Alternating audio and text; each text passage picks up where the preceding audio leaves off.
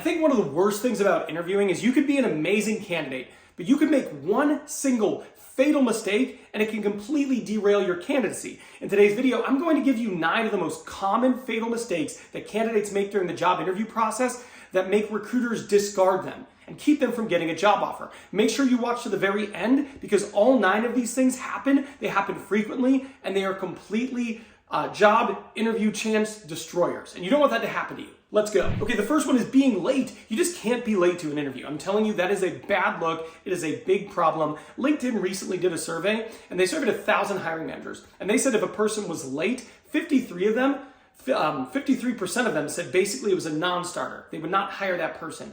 When I read that, I was shocked because I expected it to be a lot higher. I've been in recruitment for 15 years and I've had numerous candidates show up late to interviews with me, show up late to interviews with hiring managers, and I can tell you, it absolutely destroys their chances of getting that job. Now, sometimes there are good reasons for being late. Car crash, emergency, etc. They exist.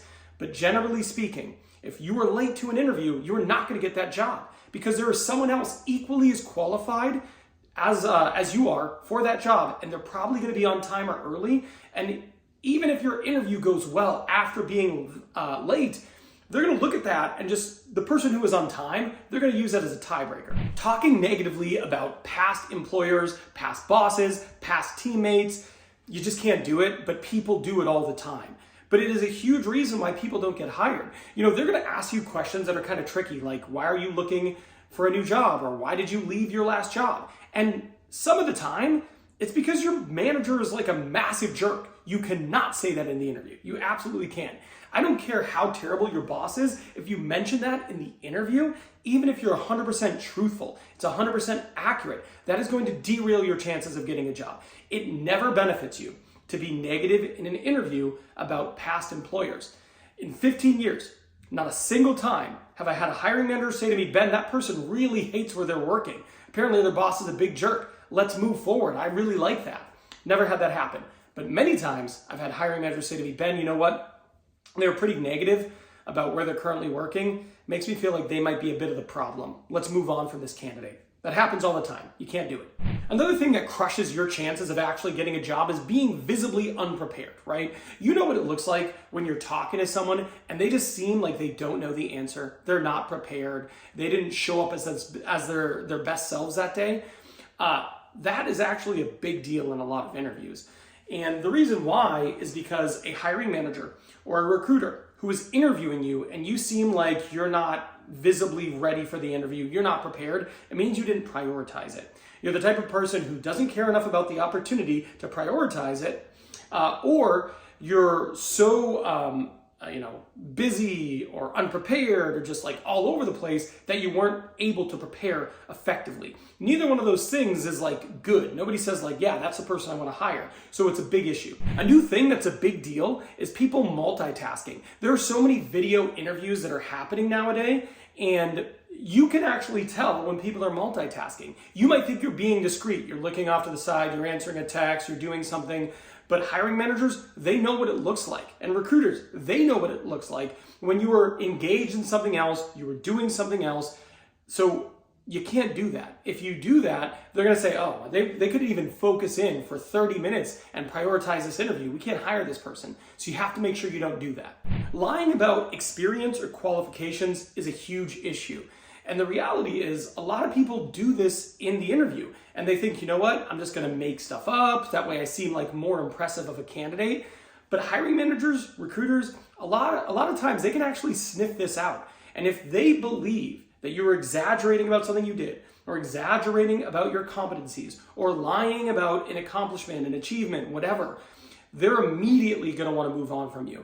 Nobody's going to hire someone who they think is lying during the interview. They're just going to assume, I can't even trust this person from the get-go. I can't add them to my team. So it's really important to familiarize yourself with your actual accomplishments. So in the interview, you don't end up looking like you're just making things up. Not looking professional. This is a small one, but if you show up to the interview and you're like underdressed, right? Or you look sloppy, or you look like you didn't take the time to look professional prior to the interview, a recruiter or a hiring manager or HR person, they're probably not going to want to move forward. It just shows that you didn't prepare. It shows you didn't prioritize it. Maybe it shows you're not taking it seriously, or maybe they're just going to draw the conclusion that you're not going to fit in because for them, they hold a certain professional standard. The best way to avoid this is just talk to the recruiter before going on site and just ask them, hey, what do people typically wear to interviews? What does the attire look like in the office, right? And if you're taking the first interview and you haven't talked to anyone from the organization yet, overdress.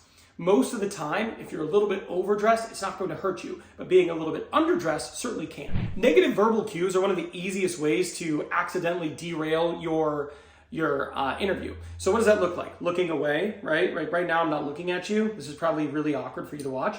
Another thing is just closed off body language. I look defensive, right? Nobody's gonna hire that. But candidates do that, and they don't do it on purpose. Sometimes they're nervous. Sometimes they're a little bit introverted, so they're looking away. But it is actually something that does bother hiring managers. It's actually something that does bother recruiters. And it is really important to maintain appropriate body language and be engaged during the interview and be confident.